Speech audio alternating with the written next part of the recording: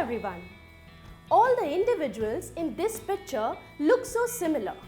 All of us at some point have come across comments like, hey, you look just like your father, or wow, your eyes are so similar to your mother, or that your height is same as that of your grandfather. But have you ever thought, why is this so? What is it? Which links generations, or if I may say, links living organisms. Intriguing, isn't it? Yes, the living organisms are also linked. All the living beings in this planet, may it be plants or animals or human beings, have a shared ancestry, like here. Can you believe it? We share our genes with the banana. And the sole reason for all of this is a biomolecule, the DNA, the deoxyribonucleic acid. Big name, isn't it? But don't you worry, we will go in the details of the name a little later. This structure here is the most complex, but potentially the most important biomolecule which links generations or the living organisms.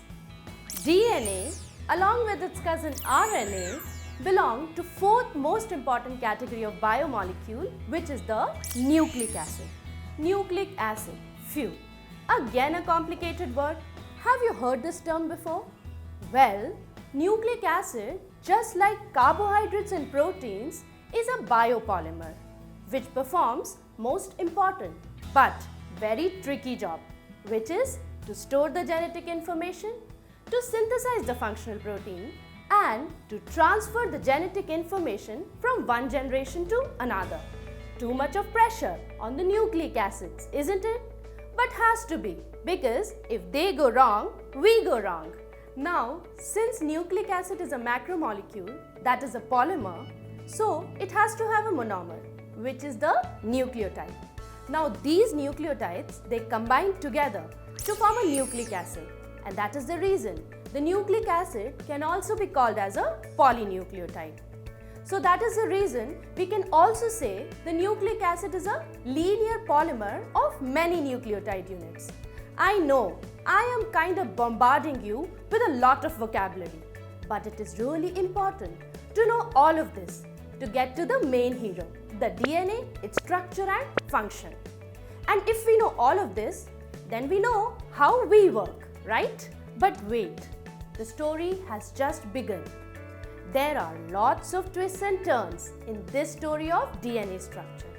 After all, it is not easy to be the director of movie of life, isn't it? When we say monomer, you must be thinking that it is either a simple sugar or amino acid type of molecule, right? But what actually lies under the term nucleotide are these three molecules: a pentose sugar, a phosphate molecule, and a nitrogenous base. Let us now have a look at all these three molecules a little bit in detail. Now, the sugar molecule. The sugar present is a 5-carbon pentose sugar. This pentose sugar can be either ribose in case of RNA or deoxyribose in case of DNA. Now clearly we can see that ribose is different from deoxyribose. The difference is that the deoxyribose sugar lacks oxygen atom at the 2' position. Next are the heterocyclic nitrogenous bases. So in total there are 5 nitrogenous bases, which are adenine, guanine, cytosine, thymine and uracil.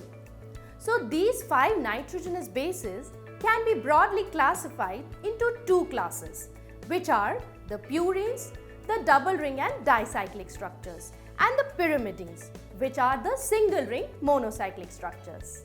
Now last but not the least, the phosphate molecule. It is this phosphate molecule which is the reason why nucleic acids are called acids.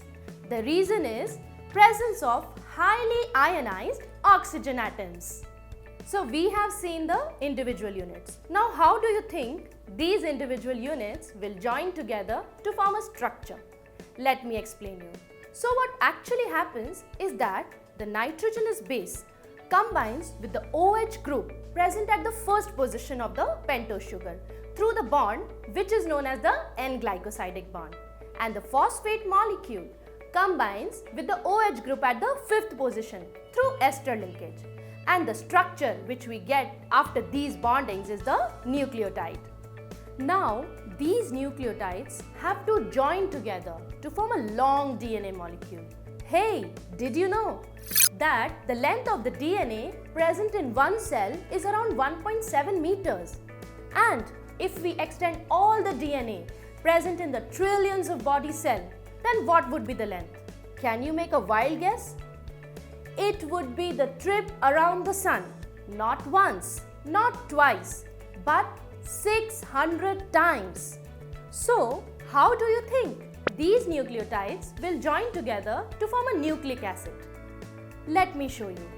The phosphate group of the 5' position of one nucleotide will bind with the 3' OH of another nucleotide via a linkage known as the phosphodiester linkage.